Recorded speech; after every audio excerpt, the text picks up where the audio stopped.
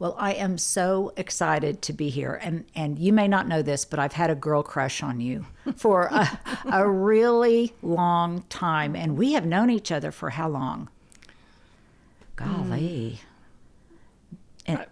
And through many layers. So let me just share a little bit that, and certainly you will give your bio, but my husband used to do all of the office furnishings for Infant Crisis Center. And that, I think, was the very first time that our paths crossed. And then very happily they crossed because your husband, Jim, is an alum of University of Virginia. Yes. And he very kindly helped my son, Johnny, kind of get introduced there.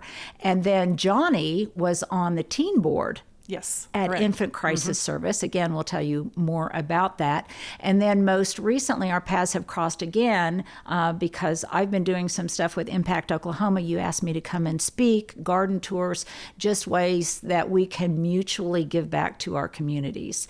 Because that's what this woman is all about. I mean, she is just, well, let's just say she is a celebrity in the doing good community in Oklahoma City and has been for years. So Miki Farris, if you would, introduce yourself, and if you don't mind, spell your first and last name so people know where they can find you and the organizations that you're so passionate about. Absolutely. So my name is Miki Farris, Mikifarris. I work at Infant Crisis Services. I'm a co-founder of the organization. And I also am on the board of Impact Oklahoma, which is a collective women's giving group. So we pool our money to give money to nonprofits. And so I'll tell you a little bit more about that. But my main love, my first love, is Infant Crisis Services. Infant Crisis Services. And if you're in Oklahoma City, this is not some subtle organization that raises money. I mean, this is a powerhouse in Oklahoma City, and not only is it such a wonderful organization, but it's a fun organization too. I mean, it really does. Your fundraisers are fun, boots and ball gowns. I mean, the whole thing about it is just, well, it is just life enhancing, I think. And I just love that. So you guys know I've told you before that this channel is all about our discussing various changes that we all go through in life. Life really happens at transition points. And I think there have been some transition points in your life that got you to where you are today. And so we want to tap into your wisdom of how we can all navigate change stylishly, substantively, with grace and equanimity, and how, in your case specifically, we can identify some of those passions that help us all live a bigger, richer life.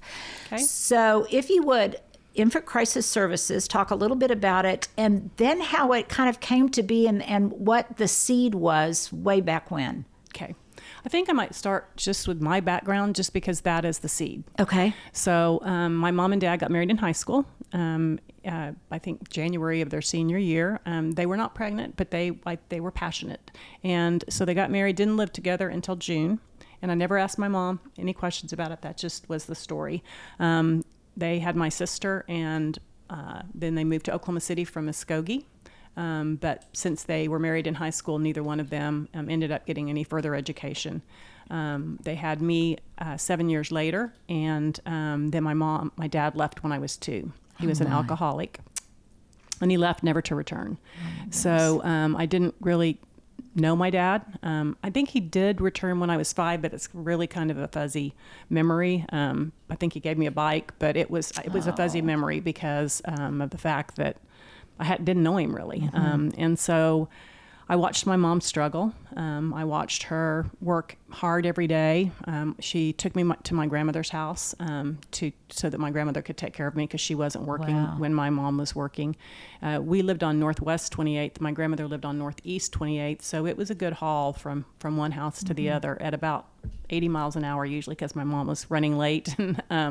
So I lived with my grandmother and grandfather a lot of the time. Oh my goodness. Because my mom struggled so much financially. But how did she support you?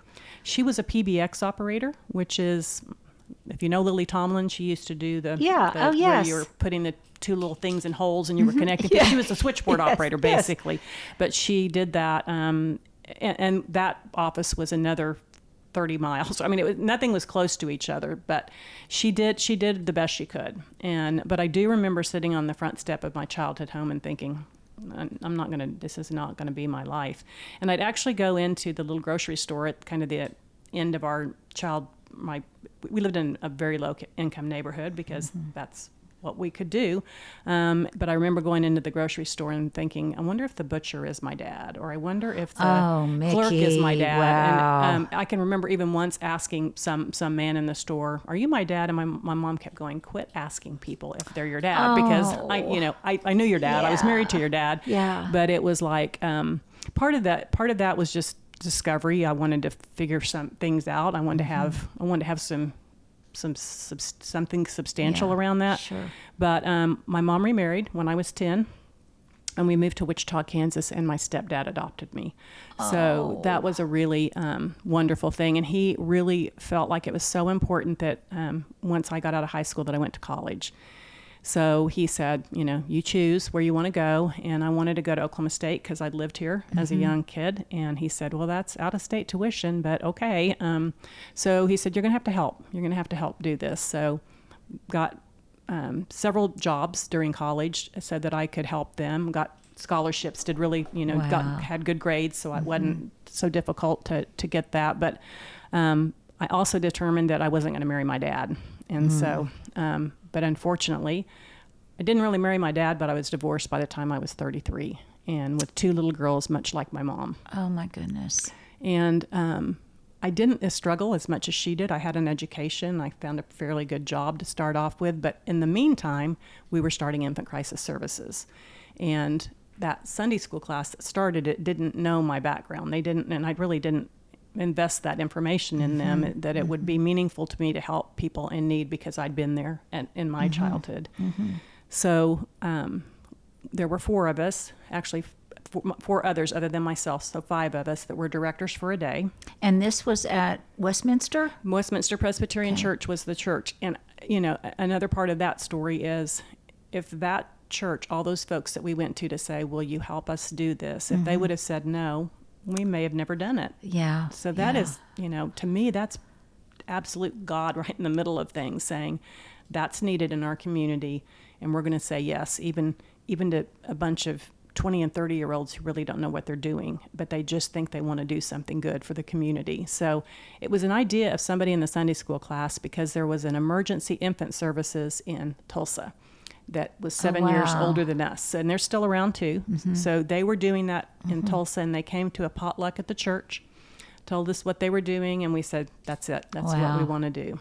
And so the trustees and the deacons and the women's group and the men's group and all the people that needed to say yes said yes, and they helped support us in the first few years. The church was the primary source of income, but they got to a point that they said, we need to go outside the church. You're growing. I think it so speaks to the importance of supporting young people with those kind of good works.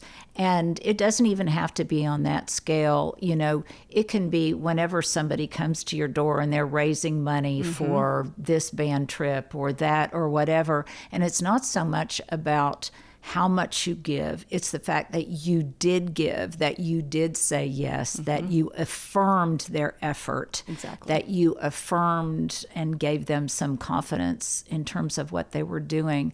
I want to go back a little bit, if you don't mind, to your childhood, because I'm one of 10, and my mom died when I was 5, and that certainly has informed the person that I am today in both good ways and bad ways. And it's that I can't remember who said it, but put every bad thing that's ever happened to you to work for you. Exactly. And I think that's probably your case as well. In what ways do you think that the difficulty and the challenges of your childhood have informed who you are today in both good ways and bad ways? Well, I think I've learned to persevere and not to give up very easily, because growing up there was a lot of love there. I can say that. I mean, I felt loved by my grandparents. I felt loved by my mom. But I always kind of didn't trust men, and particularly because my dad really abandoned our family. And so I did see him as an adult, and he was remorseful, which I was grateful for. He was remorseful that he had missed out on both my sister and my childhood. But I think I think if I hadn't gone through the things I'd gone through, I wouldn't have such a passion for what I'm doing now. So I think that's the good that came out of it. And I think whatever bad came out of it, I've tried to turn it into good, like you said. But there are, I certainly trust my husband now. And we've been married almost 30 years. We've blended our families. We have 7 grandchildren that we're now getting to really enjoy. It's much better. The grandparent gig is much better than the parent gig was. We love being parents, but the grandparent gig is good. So, I'm jealous. Well, I think there's 2 observations I make from this. First of all, if someone looks at you and they don't know anything about your background, all they see is you, your beautiful self, your accomplishments. They read your portfolio. They know how many, boards you sit on. They would have no idea about the depth and complexity of what created the formidable person that is you. And also kind of, in some ways, the way you've had to suffer to learn the lessons to create what you have created. And I think, those early formative years, which is one of the reasons I'm sure you're so passionate about infant crisis, those very, very early years are so developmentally formative in both good and bad ways. And when it's not so good, it gives us a lot of emotional baggage that we carry forward and we never can really put down. We can learn how to mitigate some of its effects. We can learn how to transform the bad into good works later on. But if you're like me and my early trauma and you have early trauma, not that mine compares to yours, but it never goes away. It's always there. It's always there. Would you agree with that? I would. It does. It roars its ugly head sometimes. But I think the older we get and the more we know about ourselves and about how to take that stuff that was so painful and make it good, there's still pain, for various things because we're human and that's going to happen. But it is. I think it helped me. I think it helped me to grow as a person. I think it's driven me for 40 years. We're 40 years old this year, to keep doing what I'm doing, and I love it. I love every bit of it. Honestly, I love the people that we help because I know that they need our help. We not only help people at our main location not at 39th and Penn. That's our way old location at 42nd and Lincoln, and it's a beautiful location. Yes. And if anybody wants to visit it and stop by, it's open to the public. And it is an incredible facility. It is a truly joyous, happy place. It is. And we'll see 100 babies there a day. At the main location, and then we have 2 baby mobiles, Thelma and Louise, and they go to 29 counties in central Oklahoma, which is about 51 stops that we make. So we helped last year 25,000 babies. Oh my word. And we're on track to help 27,000 this year. And at the rate of our growth, we'll probably help by 2030, by the end of the decade, we'll probably be at 40,000 babies and toddlers. Okay, let me ask a couple of questions, and I want to go back to some of those metrics. Okay. Because there was one metric I read about 1 in every 4 infants or whatever, so I want to go back, and I want you to highlight those. But first, let me ask about infant crisis.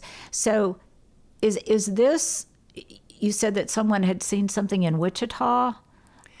Is this a national organization that then each state can have its own chapter, or is this very unique to Oklahoma? What's the structural? Yes, it's very grassroots. Nobody's really connected to anybody else. Okay. Emergency Infant Services was our big sis that helped us through to figure out what their policies were. We looked at those. We do similar things. We feed in diaper, but we don't do it exactly the same. We have a little bit more structured food process than they do. They have more clothing and extra goods than we do, but basically the families are getting really similar services. There is one in Wichita called the Treehouse, and I helped when they began. They knew of infant crisis services, and I lived in Wichita for 10 years of my life, and so I went back there and helped them. Not a lot, but just gave them some advice. There's one in Fort Worth called Infant Formula, I think is what they're called. There's one in Houston called Life. There are more across the U.S. We did some research on it. There are more, but they're all grassroots. They all started by somebody who said, I want to do something in our community. Well, I think one of the reasons that I kind of went to that place is because infant crisis is such a huge institution. It's really an institution in Oklahoma City right now, and the fact that it doesn't even have any national ties, I think, is simply incredible. But as to its mission, and by the way, was it in 2013 or 2014 you were recognized by Traditional Home Magazine? Mm-hmm. Yes. Just talk about that a little bit. Kirk Hammond's a friend of mine, nominated me, which I didn't even know, and I got a call from, I think maybe from her, and saying you were nominated and then you were accepted to be one of the people that was recognized. And they recognize women who are making different accomplishments in different parts of the United States. So it was really nice because they flew me up there. They take your photo. They give you beautiful clothing and jewelry to wear, and then they recognize you in their national magazine. That's probably the most national coverage we've ever had. Well, and you also did a wonderful interview, which I watched, and you can watch it online. But now go back a little bit to the metrics of just what a problem it is and what a service you provide. So some sources say 1 in 5 children, but the ones we looked at recently say 1 in 4 children live in poverty, and that means for the most part that they have. They don't have the ability to have adequate food in their home. And that's one of the factors. And we're also 46th out of 50. The Annie E. Casey organization does a statewide look at the well-being of children, and we're 46th out of 50, which that's the bottom in the well-being of children. And one of those indicators is lack of nourishment in the household. So even one missed bottle for a baby can cause brain damage. Oh, my word. And I used to say that. I read it somewhere, but we have a pediatric consultant that said that's the absolute truth, because if you don't get the calories you need when your brain is forming, it can cause damage. And a lot of folks, what do you do when you don't have enough of something? You water it down so that you can make it stretch. And if that is also a way that can hurt the baby's brain, because if it's watered down, the calorie content and all the nutrients that are in there are watered down. So it is super, super, super important that these babies get what they need at the beginning. And we're not everything to them. We're a very supplemental program. So we give them 4 visits a year from the time that they're born until they turn 4. So 16 visits in a 4-year period. It could be 20 based on the month that they're born, but at that rate, we're helping 25,000 babies. So, and it's even worse in rural Oklahoma. They don't have very many resources as many as they do in Oklahoma County. Do you provide educational services for new moms as well? We do resources for them. We don't really have them come in. We've tried doing that. It's we're on the Maslow's hierarchy. We're kind of at the very bottom. We're at the basic needs level. Okay. And we've tried to just really be good at that because there's nobody else doing that exactly. There are other programs that are teaching parenting and those kind of things. Right. But we definitely, if they said, boy, I would really love to get some counseling, or I would love to know where there are other food pantries, we have resources that we give them, because we are not everything, and nor are any other organization everything. So we stay in our lane. We do our part. Yeah. We do drive-through on Monday and Friday. We learned that through COVID, that it's a really efficient way to help. You can help more babies that way because they're not coming in and shopping and doing all of that. But that it's convenient for them, but we don't like it as well because we don't get to hold the babies and see the families and there are talk some to them. there are some perks to this. Yes. So Tuesday, Wednesday, Thursday they come inside. We can't see as many because there's only so many slots, but we're still seeing a good amount every single day, and they're getting what they need. And we periodically say, are what we're giving you, or is that something that you're using, so like in our toddler pack, we have 3 cans of fruit, 3 cans of vegetables, pasta sauce, Cheerios or some kind of cereal that's not sugar laden. We give fresh milk, and we give any fresh foods that the food bank can part with, which most weeks they have stuff that they also give us. So we give a fresh loaf of bread. So most of it is shelf safe. But those other fresh items they love. You can see when we give them these fresh items, they're a lot less likely to spend their money on that because it's perishable. Or use their WIC vouchers for that. But so when we give them the fresh items, they're like, oh my gosh, passing the bread out in the car before they even leave. It must be challenging and frustrating, obviously, though even very satisfying. But Infant Crisis has grown so much. You referenced your early location. I remember that. And you are light years ahead of that original location in terms of the number of mothers that you can service, in terms of your facility, in terms of your outreach in the community. And I'm sure you are continuing to grow through the generosity of Oklahomans. But that said, the need continues to grow. And so no matter how much you grow, there's still unmet need, I imagine. There is. And that bothers me, but I know that we're doing everything we can to get to everyone that we can. And you're right. The generosity of Oklahomans is unbelievable. I've just watched over the years how people want to give. They want to help. That you just have to tell them how, and you have to make them aware of it. And we've never really spent a whole lot of money on advertising or trying to get ad on TV or anything like that, because we just feel really strongly that we want that to go to the babies. The money that we're raising, we want it to go to feed and diaper babies. If we can get it free, we love it. But so asking me to do a podcast is another way that we can just spread the word. And because, like I said, people want to help. You just need to let them know how they can help. And we of course love to take their dollar and make it stretch. We go directly to the formula makers, the manufacturer, to purchase the formula. So there's no middleman there. So we get it at a really good price. We go to the National Diaper Bank Network and some other sources that we can get diapers at a much lower price than you going to Target or Walmart or wherever you might buy diapers. So we can make their dollar stretch, but sometimes people say, well, I just want to do a drive, or for my birthday, I want to ask people to bring diapers instead of bringing that's stuff wonderful. for me. Or I always have a Christmas party every year, and I want people to bring things for babies at my Christmas party. Oh, that's a wonderful idea. And, because every time you go, you think, well, I'll go get a candle before I go because I want the hostess to know. Right. Well, now everybody knows what to bring you. That's right. Well, and the other thing is even the smallest of gestures makes you a person take ownership in whatever that program is. And I think to the extent we can encourage ownership in these kinds of things. So if just by virtue of you guys watching or listening to this, that is taking ownership, in something. And certainly we will do some Instagram. We will definitely put all of your info up when we actually air this.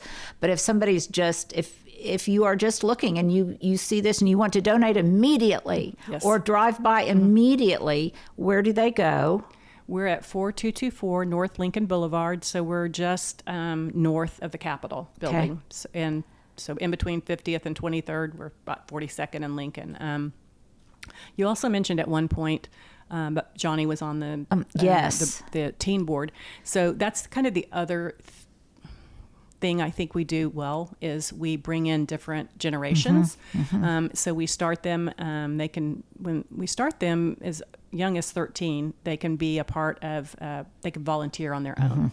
At 10, they can volunteer with a parent. But at 13, we have a summer teen program where they come and do hours. I think Johnny had to have hours for his high school. A lot of high schools have that. And then if they have done the summer teen program, then they can apply for the teen board. And that's what Johnny had done. And that lasts all year long. Those kids do a 5K. They plan and execute a 5K, and then they do a peer-to-peer fundraising, which basically they're asking their friends and parents and grandparents and to please give to feed the babies. And then we have a young professionals board, so they're 25 to 40. And they meet all year long to plan a Bingo for Babies event. Oh, fun. So they're having that in November this year. And then we have our big board, our governing board, who do a lot of, we're a working board. If you join our board, your name's not just on a list. You're raising money. Yeah. You're spreading the word. We have 23 on our governing board, and then we have an advisory board, which is basically people who were on the board or who have had an interest in infant crisis for a long time, and we meet a couple of times a year. And we usually have a topic like, we want to expand into another county. Does anybody know anybody in any of these counties? Because we find when we can go into counties that we are taking our baby mobile to, and we know somebody there, they usually want to help with the funding. If we don't, then we're going to keep on going there because we want to feed babies, but we like the help of the community that we're going to. So we have different generations that we're touching. We also have our volunteer program. I think we had 3,700 volunteers last year. Oh my gosh. Yes, it's big. A lot of groups, lots of groups. Like wow. This week we had 5, and they're usually corporate groups. Sometimes they're school groups, sometimes they're church groups, but for the most part it's corporate groups coming in and volunteering. And that equates to us to about 5 full-time employees with benefits. So we would, to replace all that work that they do for us, we'd have to hire probably 5 more people. And so it's a real gift, the volunteers are. So we have a robust volunteer program that we appreciate them, love on them. And then, of course, the donors, that's the bread and butter of everything. So, I mean, this is a village. It takes a village. It does take a village. And what I love is you're not only obviously making an investment in our population as a whole, because I mean, you got to get it right at the very beginning, as you so brilliantly demonstrate in those very early formative years. You meet those very, as you said, Maslow's hierarchy of needs, those very fundamental food, shelter, that kind of thing. But the other thing is not only are you making an investment in mothering, but you're making an investment in youth and in who knows what volunteer or what person on a teen board gets hooked and finds a career. Absolutely. Or finds the satisfaction in giving back, and how much when you give out, you get so much more back in return. Yes. So it's also a way to invest in the community and to bring people together, which is just such a difficult thing to do these days. It is. I think that 6 of our young professionals were on the teen board. So it never went away for them. Yeah. They just said, as soon as I can get it to the point that I can be on the Young Professionals Board, I want to join the Young Professionals Board. So, and I know at least a couple of the teens either went into social work or in some kind of thing that was helping people. Maybe not necessarily with their education, but they ended up going into some career that was a helping career. Yeah. Well, I alluded to earlier, you have one big fundraiser every year called Boots and Ball Gowns, which is quintessentially Oklahoman. Yes. So you wear your fancy dress or your tuxedo or whatever, but you pair it with your cowboy or cowgirl boots of choice. We do. And it's very fun. popular. We've had it at what's it called now? The Oklahoma Hall. What's it now? Is that the Cowboy Hall Western of Heritage or whatever it's called? The new name. The Yeah. Cowboy Hall of Fame is how we remember it. Yeah. That started there. And we were there for, we started in 2009. So this is our 16th year. started there, probably were there maybe 10 years. I went to the Criterion next. During COVID, we went to the Jones Assembly because it had to be kind of somewhat outside. And then we've been at the Oklahoma City Convention Center for the last 3 years. Well, it's first of all, it's very, very fun, and it does raise money. And a bunch of us, we normally just have a table, so you're there with your friends, but you have keynote speakers. I think I was the year Ree Drummond or the Pioneer Woman was there, but you have a keynote speaker. But then what really gets you is the program, the video that you play for the people who are there because they're the real stars of the show are those babies and the difference that you're making in their lives and can you imagine what their lives would be like without you? I think they'd be different. Yes, they would be. Think they would be different. They would be so different. So go to infantcrisiscenter.org. What is it? Infantcrisis.org. .org. Okay, if you want to volunteer, if you want to donate, if you want to do anything, but you are not a one-trick pony. Yes. So you also are very involved in another organization in Oklahoma City that you recently had me kind of get involved in. Are you officially the executive director? Of Infant Crisis. That's your official title. Okay. So then talk a little bit about another great organization that really involves young professional women in Oklahoma, and it's called Impact Oklahoma. Correct. And that's, you asked me to speak, was that just last year, I think? Yep. Last year I spoke at Impact Oklahoma, and she reeled me in, got me to make a donation. So talk a little bit about that program. So it's a collective women's giving group that was started. They're 20 years old now, by Paige Beatty and a group of her friends. Kind of the same thing as Infant Crisis, started as an idea, and some people said, I want a part of that. I want to do that. So they have given away. We have given away. I need to say they because I don't want to. I haven't been involved all 20 years, but over $4 million. Oh my word. To lots of nonprofits in Oklahoma, and we were one of them. In 2015, we wanted to expand our Baby Mobile program from Oklahoma County to Logan, Canadian, and Cleveland County, and those 4 counties are the counties that they like to restrict their money to. And so they gave us $100,000 to expand our program to those counties, which helped purchase the Baby Mobile we had already purchased, but it helped us to do some things to the Baby Mobile plus get the product to the people. Now we're in 29 counties, so you can see that the impact, their belief in what we were doing and helping us to expand was huge. And I had been a member early on of Impact, but I was just a voting member. I just went and voted at the night of the big annual meeting. And I decided when we got the money, I thought, I'm not going to just go to the annual meeting and vote. I'm going to do something to make a difference. So since that time, I've been really trying to get to the point that we can give 5 $100,000 grants. Oh my word! So we need 500, really probably more than 500 members, because the younger members, they still get a vote, but they give half of what the other people give. But most years we're able to give 2 $100,000 grants, and we have 5 focus areas. Into the other 3 focus areas, we give whatever's left. So last year we gave $9,000 to each of the other organizations that didn't win the $100,000. Oh. So, and we do that pretty much every year. The year I won in 2015, it was 2. I think it's been pretty much 2 ever since I've been involved. And what other type of nonprofits besides Infant Crisis do they serve? Focus on Home. They help to go in and decorate people's homes, particularly people of domestic violence that move into apartments and don't have anything.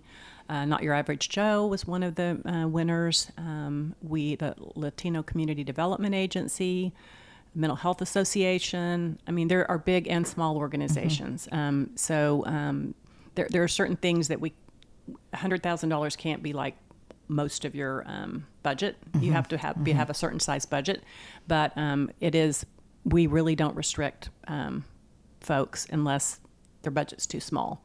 That would make a big difference in the way that they were able to fundraise. But it's very fulfilling, and that night is just such a high because every one of those people really wants it. the Single Moms Network won it last year.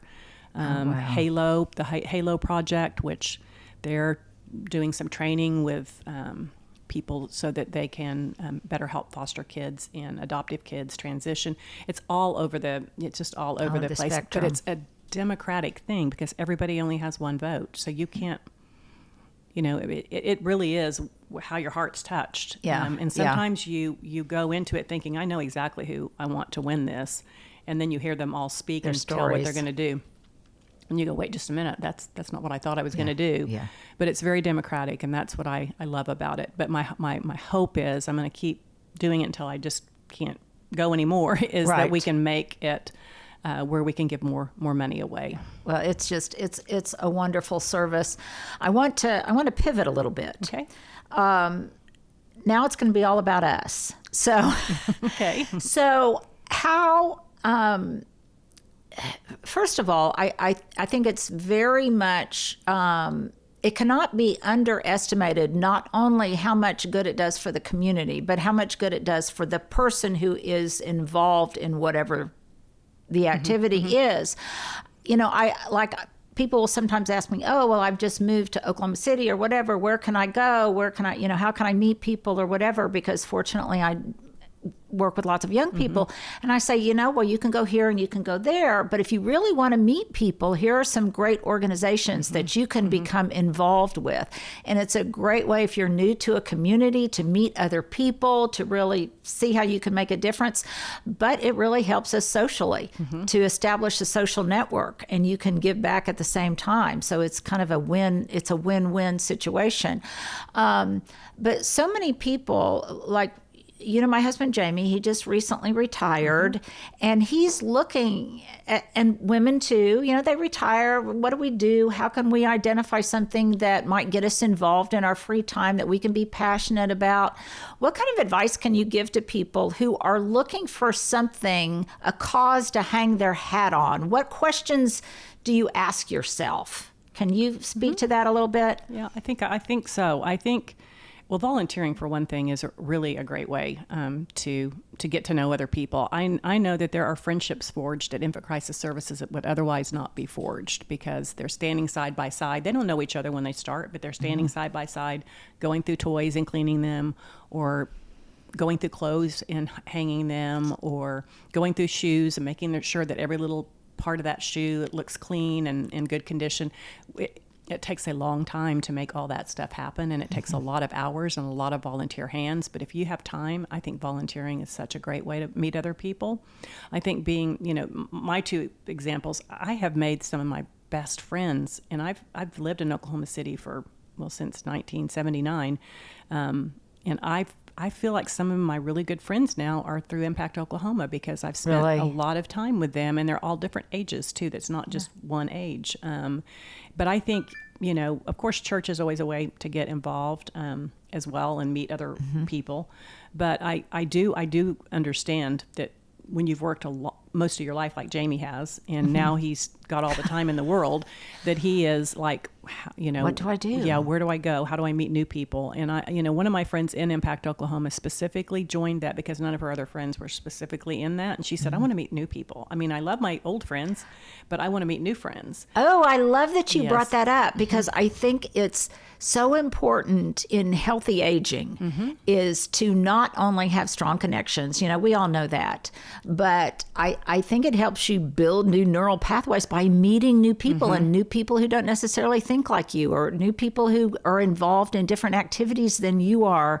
So I'm so glad that you brought that up. It's not just having relationships, it's forging new relationships with people of different ages, of different generations, unlike yourself, so that you can learn those kinds of things. And I think one question I think it's often, let me back up a little bit, because I think, and you tapped into it earlier, how important, it's one of the wonderful things about getting older, is how important we realize self-knowledge is.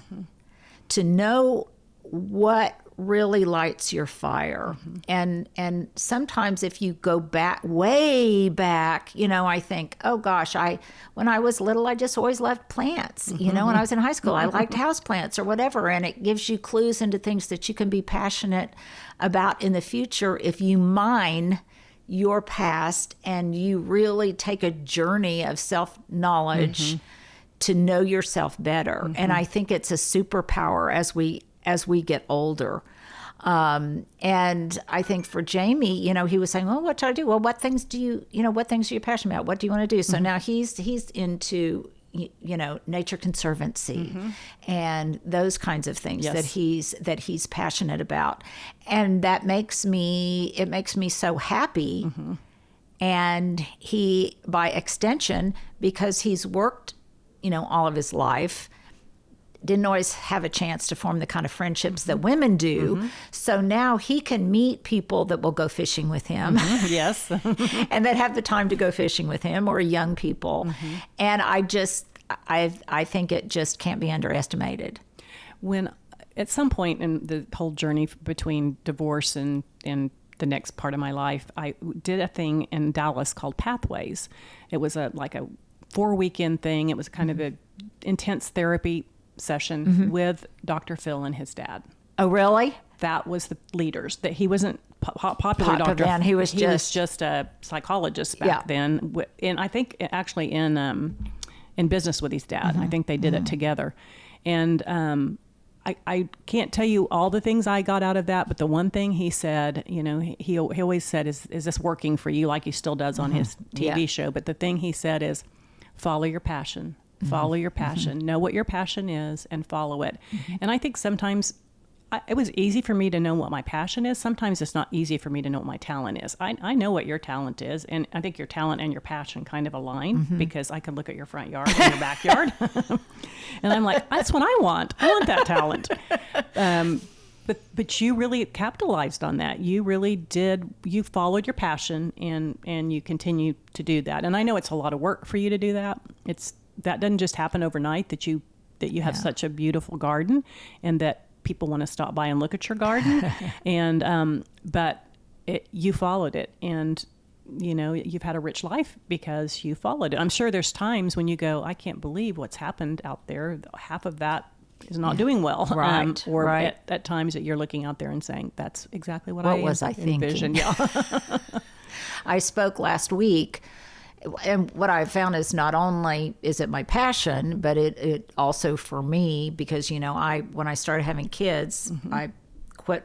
I have an MBA, but I quit my career job, my big office job. And this was how I expressed myself, was through learning about gardening. But by following my bliss, that was something that transformed itself in ways I never could have imagined into a business, into all sorts of different things. And I had the privilege last week of talking to one of the professors up there, asked me to come and teach class or speak to one of his classes at OSU. Okay. And to just be able to impart to those young students that when I first started to garden, I guess I felt insecure that I wasn't working anymore. My identity had shifted, and I wasn't being taken seriously. I was just that blonde lady that's always out in her yard. And I think I felt insecure about that. And then when I started to garden, and even when I became a gardener on YouTube and all of the TV and all that kind of stuff, I thought, well, but this still isn't really important. It's just, I just kind of look like a Martha Stewart wannabe. It just doesn't have substance. But then I had the realization that it is, what can you give? What is your talent? And that talent can so enhance the quality of other people's lives. I like to think that it's not just a little hobby, but as every person that drives by or bikes by, or the kids that come to look at the butterflies, that is substantive. That's not just a little something. It is important. Gardening is important. Right. And if you are, a musician, if you're, or whatever, why do women beat up on ourselves? Why do we beat up on ourselves? I don't know. It's just It's something, but it's kind of in all of us, and most of us at least. It is in most of us. And I think, oh, that's not important. Well, no, Linda, give yourself some credibility. It is important. And people tell you every day how important it is. And so to get back to what I was saying, I wanted to impart that to those students. You know, what you do is important. And embrace the impact it has on other people's lives. Yes. And use it to leverage as a fulcrum to not only enhance your life, but to enhance the quality of lives of those around you. That's such a gift to let them, you know, every time I speak to youth, I try to do the same thing. Is none of your ideas are bad. And if you know you want to do and love something, go for it. Try it. Yeah. I think that's so true. You don't have to listen true. to anybody but your own heart, really. Because when I went to college, I thought I wanted to be a special ed teacher, and once I, student taught, I figured out that probably wasn't what I wanted to do. But that wasn't the impetus for me to get out of the education college. It was because some professor said, you're not going to make any money here. And I thought, I got to make money. But I don't think you need to listen to that necessarily. If teaching is your gift and your passion, you should do it. If, I was a speech communications major, which was really hard to translate into a job. Right. I ended up at First National Bank right out of college in the management training program, which was a lucky land for me because I didn't have a finance degree. I didn't have, some of the degrees that you would probably think banking would allow you to do. But I loved it. I learned a lot there. Every little step along the way, I think it was another step to get to the point that at 27, I was lucky enough to be in a Sunday school class that started an organization that has made life easier for people over the last 40 years. So I was 27. I'm 67. And I've always done something there. I've always volunteered in some way there. But I think it can change your life's trajectory if you follow your passion. If you suppress it, I think that a lot of people suppress it. They say, no, I really don't. I'd really, like you said at times, should I really be gardening? Is that a hobby, or is that my, that's your life's passion. Well, and I think a lot of times, and we'll start to wrap it up here, but I wish somebody had told me way back when what I know now. And that is, we have no idea in the age we're in, what jobs are even going to be available. Right. YouTube, I don't even know that was a thing when I went out, when I graduated from college. But one thing that I do know is that over time, probably as a young adult, the best thing you can be is a collector or an amasser of just different kinds of varied skill sets. Yes. Just, you do this, and it will teach you how to speak. Say yes to everything, even if you make a fool out of yourself. Say yes to everything. And so you amass skill sets like public speaking, or you amass skill sets like, okay, I'll be on TV, or, I'll write a blog, which might then go to writing a book. And over time, you just keep building. And the building blocks just keep growing and keep one on top of another until you have something of substance. I would say when we asked you to speak about gardening, I had no idea how much more you were going to offer.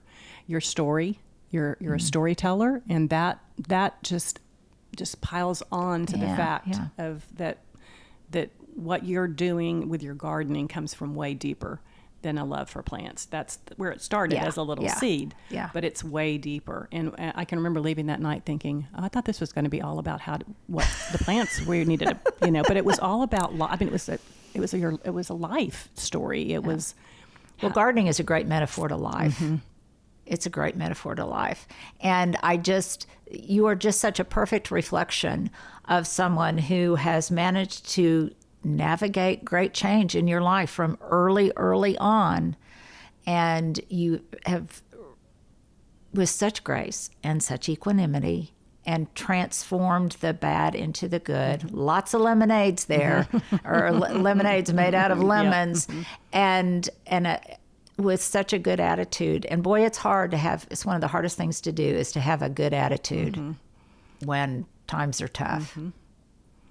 In the storm, it's not fun, but afterwards you look back and you go, I see why that happened. Yeah, I weathered the storm. Yeah. But to know that at the height. Yes, exactly. And to know that in the middle of a typhoon Right. is hard to know. I can't thank you enough. Oh. I cannot thank you enough. I've wanted to do this for years. I've had a big girl crush. Okay, now let's do something really fun. Okay. Because not only do we want to navigate change with grace and equanimity and kindness, of course, but with a little bit of style and sass. Okay. And you are always, I have never seen you when you were not completely put together. Well, thank you. I like to follow the trends a bit, but not to the point that it looks inappropriate. So I have gone to the flare jean finally. Okay. It took a little while. I would love the wide straight leg one. jean. Yeah, a little bit of a flare. I'll do Yeah. that. But I've always kind of my signature thing is earrings. I love earrings. You and me both. Yeah. And you can't, well, I guess some of you can see her now. Some of you can't. But she has absolutely exquisite, Stuart, we need to get a still that we could put up. I'm lusting after these earrings. They're turquoise with a gold, I'm not sure what that is, but It's a teardrop. a teardrop. Christina Green, she's out of Texas. She does gold and a lot of different, but turquoise happens to be one of my favorite. But they also carry it at different stores, like No Regrets carries some of Christina Green's. The Cowboy Hall of Fame carries it. So, but she does have an online presence too. Well, you always look so put together. How do you treat yourself? If you're really going through a hard time, how do you kind of treat yourself? Do you like manicures, blowouts? What do you do? I do manicures, and then I see my hairstylist a lot because this is not my natural color. And so she and I see each other periodically. And my manicurist and I see each other periodically. But I've had one facial that I loved, so I think I'm going to make that one of my things that I really like. But I treat myself by cooking for my family on Sunday evenings. Oh. I have 7 little grandchildren, and I go to their soccer games and their flag football games and basketball, whatever they're doing, their dance recitals. That's my new hobby for the last 10 years. Our oldest is 10 and the youngest is 6. And it keeps you young, doesn't Yes, it? it does. Okay, one last question. At this point in time, at your age, what do you know for sure? I really rely on my faith. I know that I have a gracious God who's carried me a lot of times along the way, and that's where I'm pointed probably most of the time. I want to continue to be pleasing to God, to my Jesus, and and I'm confident. Sometimes I'm not confident, but for the most part, I've gotten confident that I've got skills and abilities, and that I've lived my life helping others. So I'm sure that when the time comes for me to go to heaven, I will feel like I've done something for humanity, and so I'm grateful for that. I could have taken so many other paths, but I'm grateful that I was allowed to follow a path. Yeah. That I've met so many people. We had our 40th birthday party last Thursday, and almost everybody in the room, there were 150 people there, had some piece of infant crisis services there, and I thought, I'm so glad that I was alive, and I could see this with my own eyes, that everybody that was there wanted the same thing. They wanted to feed babies. At some point along the way, over the last 40 years, they were somehow involved. What a legacy. I mean, truly, what a legacy that and what a change you have made in other people's lives. And on that note, I'm just going to end, because one thing I know for sure is that the only thing that's constant is change. That's correct. Thank you so much Thank for being you. here today. Thank you guys for listening. And we will definitely take a still of her ensemble that she's got on today because it's great. It's great. Thank you, All right. Miki. Thank you.